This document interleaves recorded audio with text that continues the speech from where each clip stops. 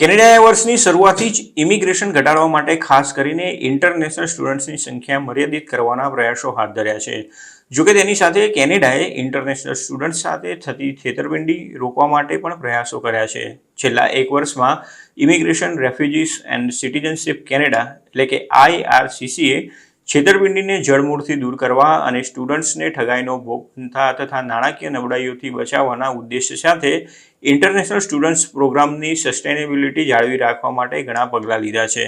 2025-2027 immigration level પ્લાનમાં જાહેર કર્યા મુજબ કેનેડા તેની ટેમ્પરરી રેસિડેન્ટ વસ્તીને આગામી થોડા વર્ષોમાં ઘટાડવા ઈચ્છે છે. તેના માટે તે પોતાના લાંબા ગાળાના આર્થિક લક્ષ્યાંકો સાથે સંરક્ષિત કરવા તેના ટેમ્પરરી રેસિડેન્ટ પ્રોગ્રામની મજબૂતી વધારશે. કેનેડાના ઇમિગ્રેશન મિનિસ્ટર માર્ક મિલરે જણાવ્યું હતું કે ઇન્ટરનેશનલ સ્ટુડન્ટ પ્રોગ્રામને અસર કરતા નવા નિયમો હવે અમલમાં આવ્યા છે, જેમાં આ વર્ષની શરૂઆતમાં ઇન્ટરનેશનલ સ્ટુડન્ટ્સ માટે ઓફ કેમ્પસ કામ કરવાના કલાકોની સંખ્યામાં પ્રસ્તાવિત ફેરફારોનો પણ સમાવેશ થાય છે. આ ફેરફારોની સાથે જ્યારે નવા સત્રમાં ક્લાસ શરૂ થશે ત્યારે એલિજિબલ સ્ટુડન્ટ્સ હવે કેમ્પસની બહાર દર અઠવાડિયે 24 કલાક સુધી કામ કરી શકશે. આ ઉપરાંત હવે ઇન્ટરનેશનલ સ્ટુડન્ટ્સે તેમની લર્નિંગ ઇન્સ્ટિટ્યુશન્સ બદલતા પહેલા નવી સ્ટડી પરમિટ માટે અરજી કરવી પડશે અને તેની મંજૂરી પણ લેવી પડશે.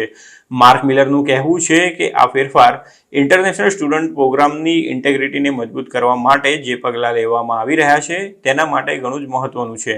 તાજેતરમાં કેનેડાએ સ્ટુડન્ટ ડાયરેક્ટ સ્ટ્રીમ અને નાઇજીરિયા સ્ટુડન્ટ એક્સપ્રેસ પ્રોગ્રામને સમાપ્ત કરવાની જાહેરાત કરી હતી. ઇન્ડિયન સ્ટુડન્ટ્સ છેલ્લા 6 વર્ષથી સ્ટુડન્ટ ડાયરેક્ટ સ્ટ્રીમના સૌથી મોટા લાભાર્થીઓમાં સામેલ રહ્યા હતા.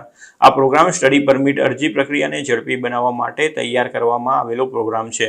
સ્ટુડન્ટ ડાયરેક્ટ સ્ટ્રીમની સમાપ્તિ સાથે ભારતના સંભવિત લાભાર્થીઓએ હવે રેગ્યુલર સ્ટડી પરમિટ સ્ટ્રીમ દ્વારા સ્ટડી પરમિટ માટે અરજી કરવાની જરૂર પડશે. જે ઇન્ડિયન સ્ટુડન્ટ્સે સ્ટુડન્ટ ડાયરેક્ટ સ્ટ્રીમની ડેડલાઇન 8 નવેમ્બર 2024 સુધીમાં અરજી કરી હશે તેમની અરજીઓની પ્રક્રિયા સ્ટુડન્ટ ડાયરેક્ટ સ્ટ્રીમ અંતર્ગત જ કરવામાં આવશે. જોકે ડેડલાઇન પૂરી થઈ ગયા બાદ જે લોકોએ અરજીઓ કરી હશે તેમની અરજીઓની પ્રક્રિયા રેગ્યુલર સ્ટડી પ્રોગ્રામ સ્ટ્રીમ હેઠળ કરવામાં આવશે. ઉલ્લેખનીય છે કે કેનેડામાં ઇમિગ્રેશન વધી ગયું હોવાથી સરકાર તેના પર નિયંત્રણ મૂકવાના પ્રયાસો કરી રહી છે. તેના ભાગરૂપે તેણે પોતાના ઘણા વિઝા અને ઇમિગ્રેશન નિયમોમાં ફેરફારો કર્યા છે. હવે કેનેડાએ વર્ક પરમિટ માટે નવા નિયમો રજૂ કર્યા છે, જેના કારણે 67,000 જેટલા ફોરેનર્સને કેનેડા છોડવાનો વારો આવી શકે છે. આ નવા નિયમોથી ફોરેનર્સ સામે ડિસ્ક્વોલિફાય થવાનું જોખમ વધી ગયું છે.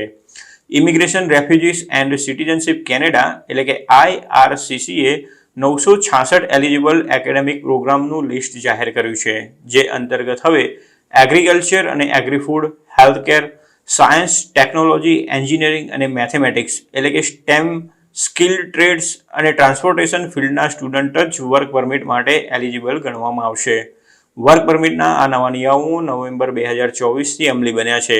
આ વર્ષે વર્ક પરમિટ મેળવનારા 1,05,030 ઇન્ટરનેશનલ ગ્રેજ્યુએટ્સમાંથી 67,000 જેટલા ગ્રેજ્યુએટ્સ નવા નિયમો હેઠળ વર્ક પરમિટ માટે એલિજિબલ નહીં બની શકે.